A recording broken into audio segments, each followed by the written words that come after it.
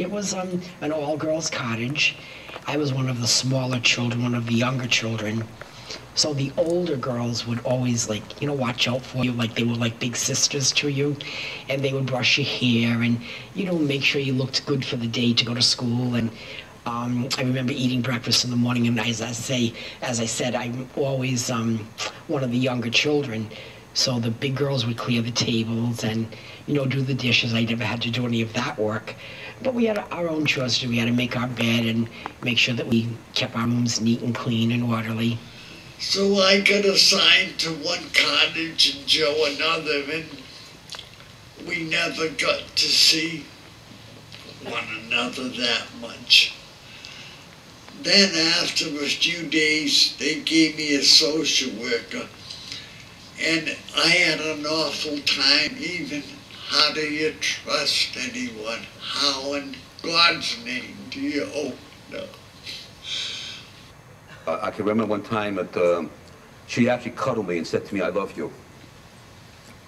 I'll never forget that. And because I felt unloved. And when she said, she cuddled me, and they were people, I don't know, they must have had a special gift, because they always knew when a child was a little upset or so something. And I think I shared with them that I didn't have a happy day in school today or something like that. And they would comfort me and say, "Oh, don't worry, Bobby, you know, things will be all right. And one thing you can know, that we love you here, and we'll take care of you." So it's they were beautiful people. We had one dress a week for school. We took that off when we came home and put on another dress or overalls. And the other children used to say, "Oh, we know where you came from by the way you dress." It was an institution, you know. I mean, it's like the beginning of the road right into ACI. At that time, that's where your life was heading. Like most of the kids that I ran with, because there was nothing else. You know, you were stupid. You didn't have anything. You didn't have any parents. Oh yeah, got a funny story. When I was in K Cottage,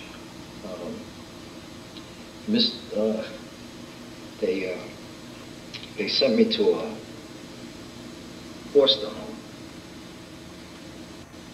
She would lock me up in the closet because that was her thing. I get locked up in the closet. And then when I got out, I ran. And then, you know, I would get caught, and I would tell the police, "No, I don't want to go back." And then every time they brought me there, I ran. And then finally, they took me out of there and brought me back to the Children's Center, where, you know, I ran from there. And I've always had a faith in God since I can remember. I've been on my knees praying for as long as I could remember. It's truly the only thing. I didn't really have strong role models. I didn't. And in a joking way, you know, somebody had asked me when I had talked with a group of social workers, and they said, "Well, did you have any role models?" And I said, "Well, really, not really. It was like the Brady Bunch, you know. The Brady Bunch was my role model because they were like the ideal family. You know, that's what I wanted. That's the kind of family I wanted. So, you know, between God and the Brady Bunch, I guess I survived." Given your experience, you know, as a state kid, we've got about almost 4,000 kids, you know, who are living away from their parents in state care and group homes and foster care. Any, you know, recommendations that you would have? Take care of those kids who are orphaned, who are not home. It's not your fault.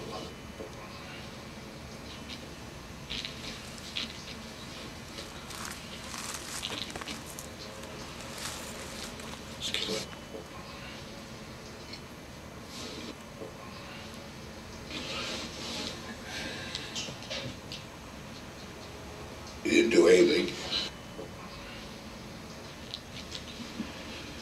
Remember one thing, you didn't ask to be born into this world. Your parents don't want you, it's not your fault. Yeah. You know, the Army has a saying, be all you can be. Do it, be all you can be. And if nobody wants you, the hell with them. You know.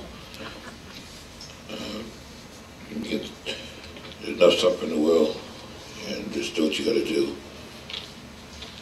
Don't let nobody knock you down. You know.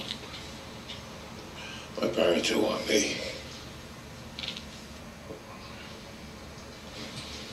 But I don't hate them. I don't. First of all, the only comments, I'll make two of them. One is that anybody that is involved with youth, with young kids, or whatever it may be, to take it more than just a job.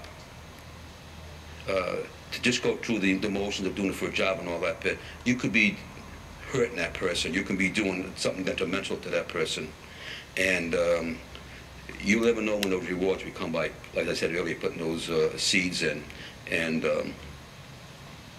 so if it's something you're just doing for the sake of doing it, I advise you don't do it. Do it with love and compassion, because I think it works because it made me to be the person I am. And secondly, I want to say is I really am so thankful to Rhode Island College. I really am. It's helped me. It's really helped me to get, because I kept thinking about my childhood. Like, it doesn't go away. And you people have just been a kind of therapy for me again. You really have become therapy for me. And I remember when I first came to the reunion 2 years ago and all that, it was a lot more emotional for me, and I'm starting to get used to it now, you know. It's very easy for tears to come to my eyes, but it's helping us, and I think it's helping the others too, that cope with it, because it will never go away. You just can't, especially at that age. That's the impressionable age of a person, I believe. I'm not a psychologist, but I believe in 5, 6, 7, 8. That's the impressionable years, and what's engraved then is going to almost make a person. And that's all I can say.